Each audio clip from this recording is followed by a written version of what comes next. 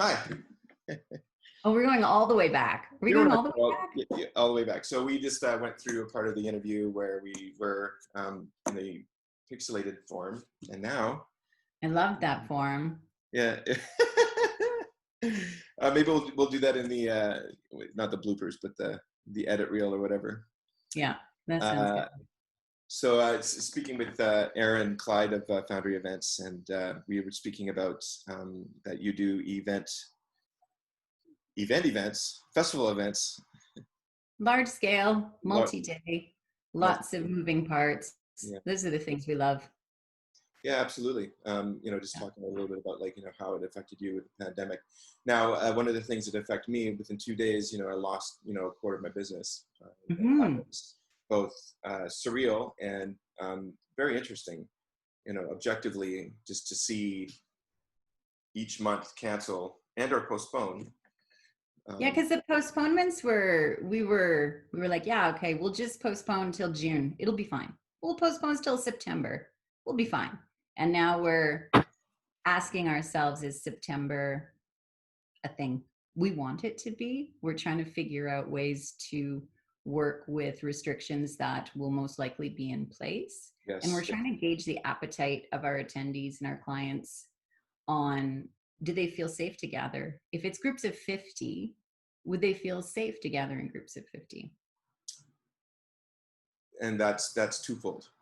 That's the two things. So first, getting to the point where you're allowed to have the 50 people, and then providing a space for people to feel like they want to congregate. Now, I think we were just talking in the pixelated form that people have a desire to be outside, and I think people are really bucking, social distancing and wearing a mask and just wanting to be outside and being around people. I mean, I do see people respecting that, but living on White Avenue, I do see people not respecting that. So it's tricky, isn't it? Well, and this affects us directly because in the grand experiment is we'll find out in 2 weeks how this last week and a half of opening the first phase, how that will go. Yeah, that's what we're looking for as well. We're looking to see how phase 1 went. I think live events, are we phase 3, phase 4? Like, we're so down the line. We're phase, right. Large events are phase 4. I was just informed by one of the clubs I have a residency at that they are looking at mid-July to open.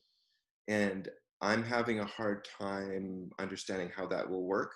The club that I work at has a plexiglass DJ booth anyways.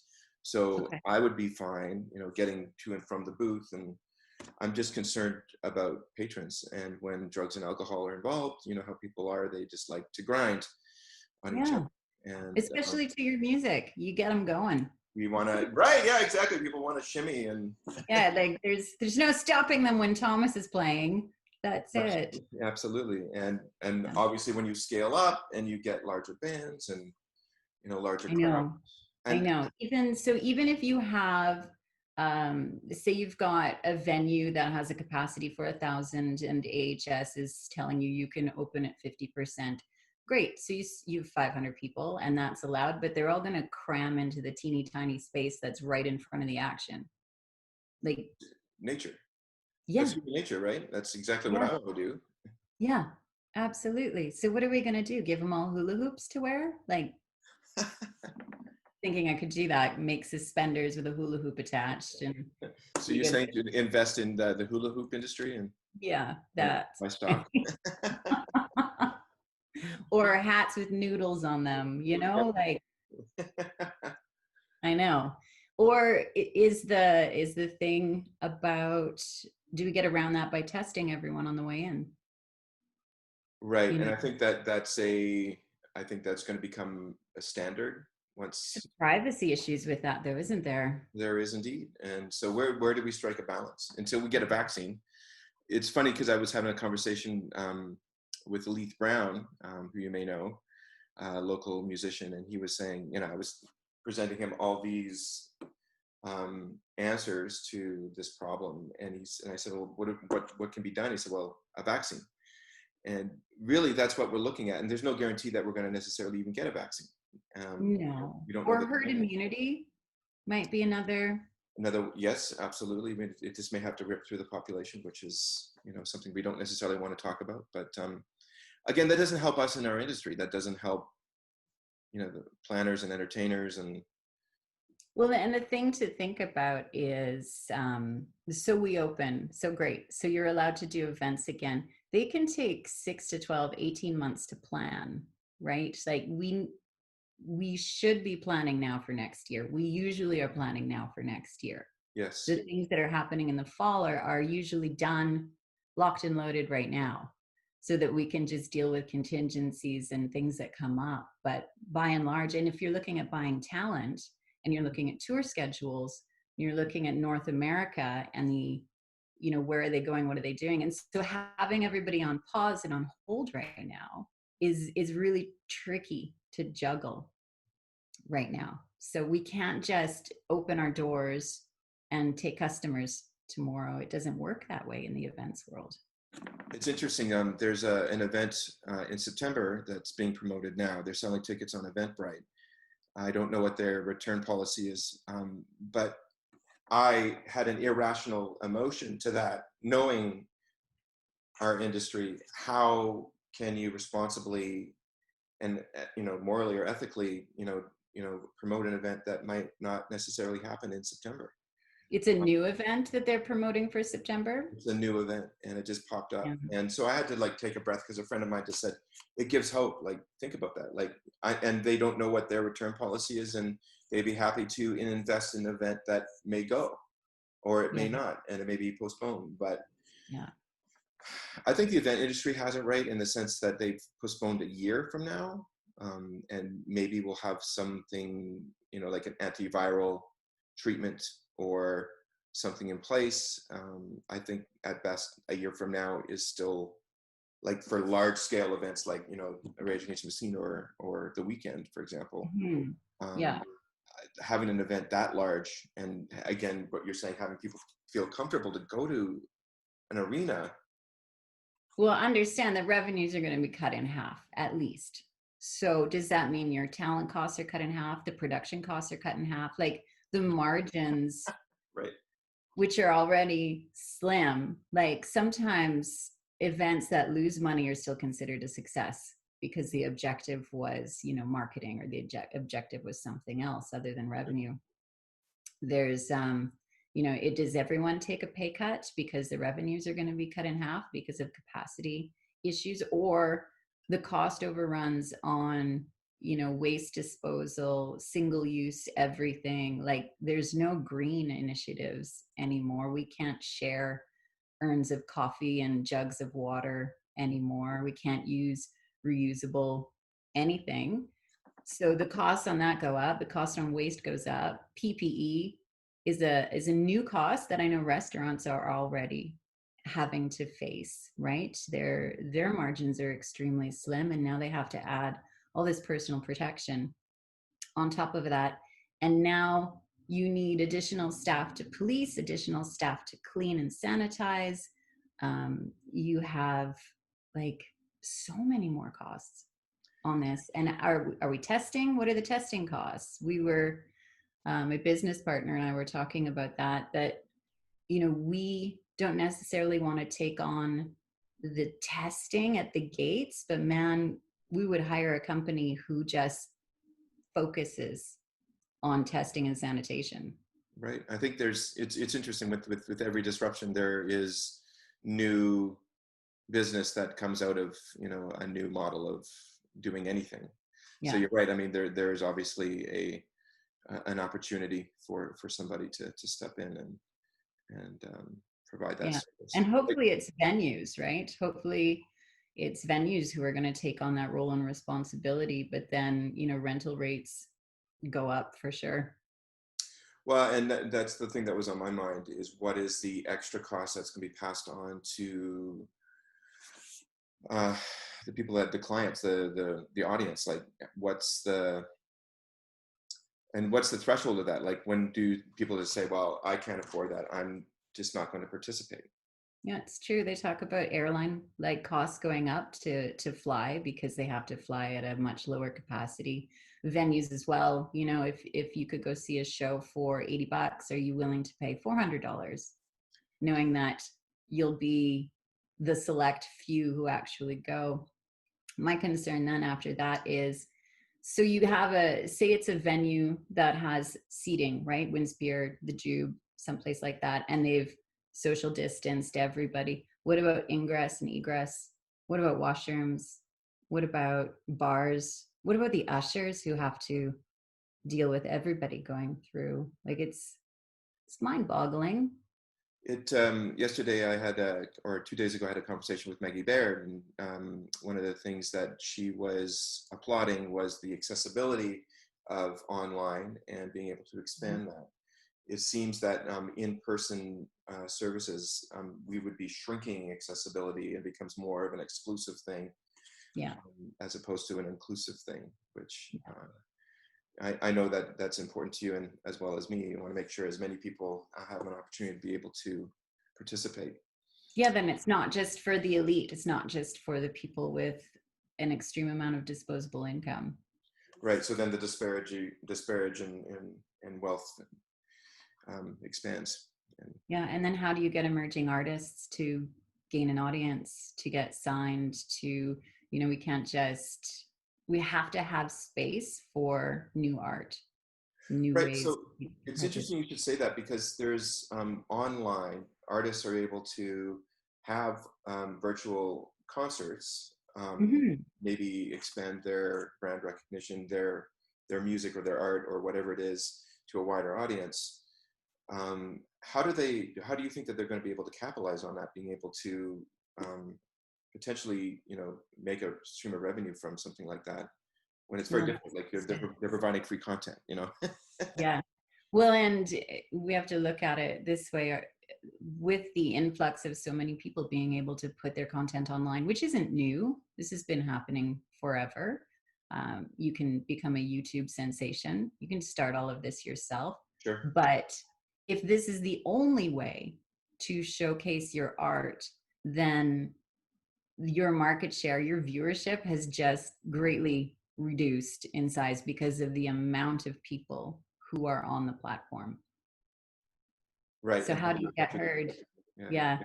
And that's where, you know, I think that if you're trying to cut out managers, agents, and those kind of production people behind the artists, like they're the ones who work really hard to push you up to the front of the line, to get you noticed, to get you played. They do a lot of work. And whereas like right now, if they can't work, so many of them are laid off, like they're down to bare bones. So I just think it's a tough one for me. That's a tough one. Right. So then as creatives, we're able to pivot quickly, just because out of necessity, it's the mother of invention. And how do you see, you know, being a local event company, being able to meet the immediate issues of being able to provide event services to people, clients? Yeah, well, like I said, like right now, what's been really interesting and fun is the amount of collaboration that everyone in the events industry is willing to do. So we're no longer kind of like fighting for the same audience. We're really now just trying to hang on to each other and make everybody get through, because we don't want to be out of business. We don't want to be the only game in town. We like having other minds and creative energy and spirits. So it's been really neat to see so many people reach out to each other. Like I've had so many conversations which back in the day would have been trade secrets, but now they're like, okay, well, here's what's wrong. Here's where we're struggling. How can we work together on this? Yes.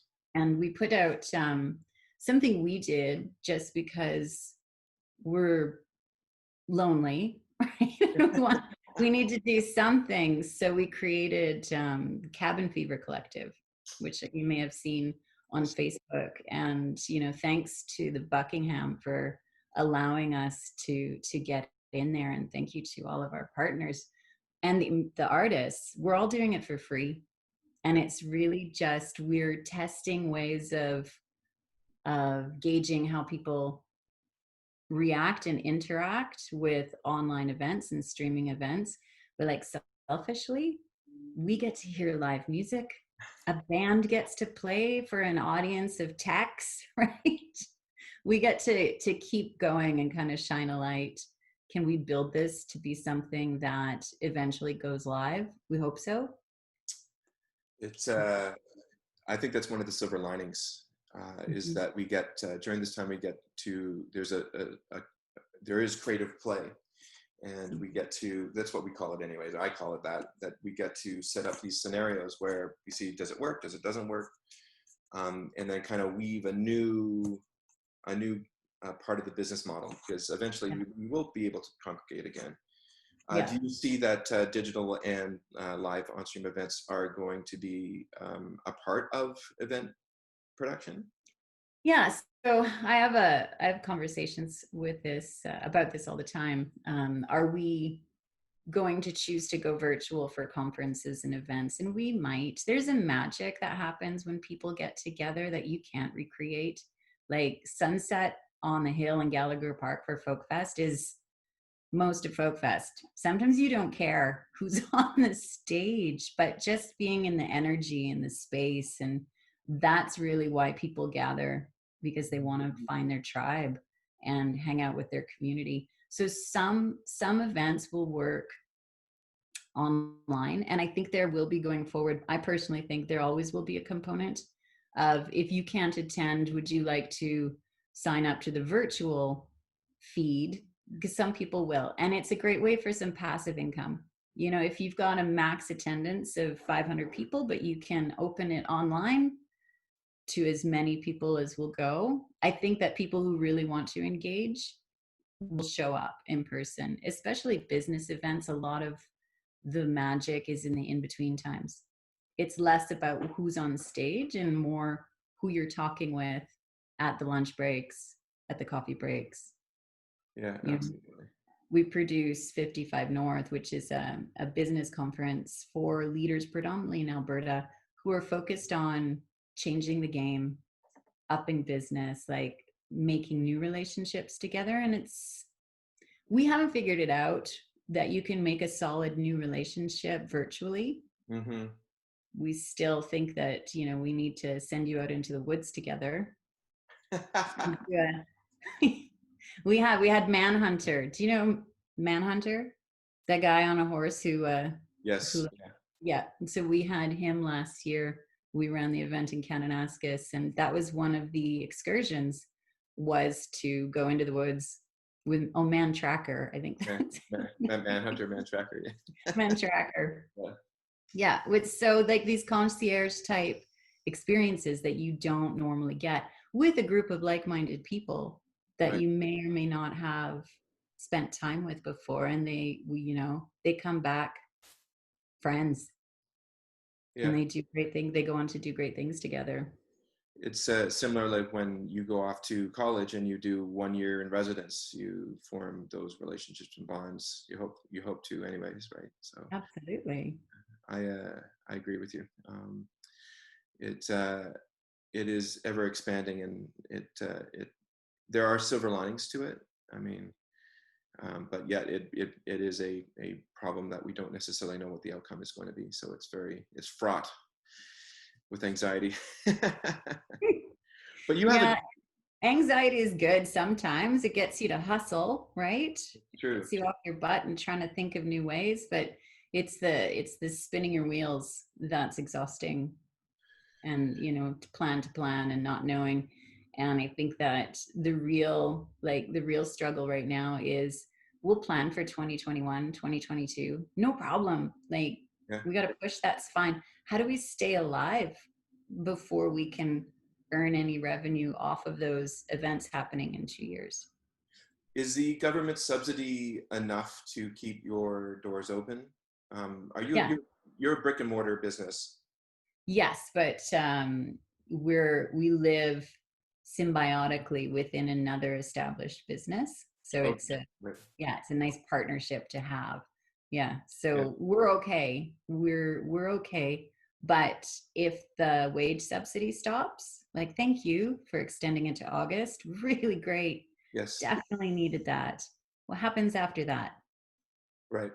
We Right. need to we need to have revenue, like an actual revenue stream by the end of August then. So this is the same thing on Faces as well too. So there's a very short runway to see if this virtual business is viable and that there are a stream or streams of revenue coming in enough to be able to, keep it going. Yeah. It's interesting as being a commercial DJ in an online setting, copyright and licensing becomes an issue because it's not the same as if I was in a live event venue, which I have a license for. Right. Yeah, and you pay the SOCAN fees, and there you go. Off you go. Yeah. Yeah, and it's a space now that is very competitive, especially with streaming services. So they're not necessarily as open to sharing popular music.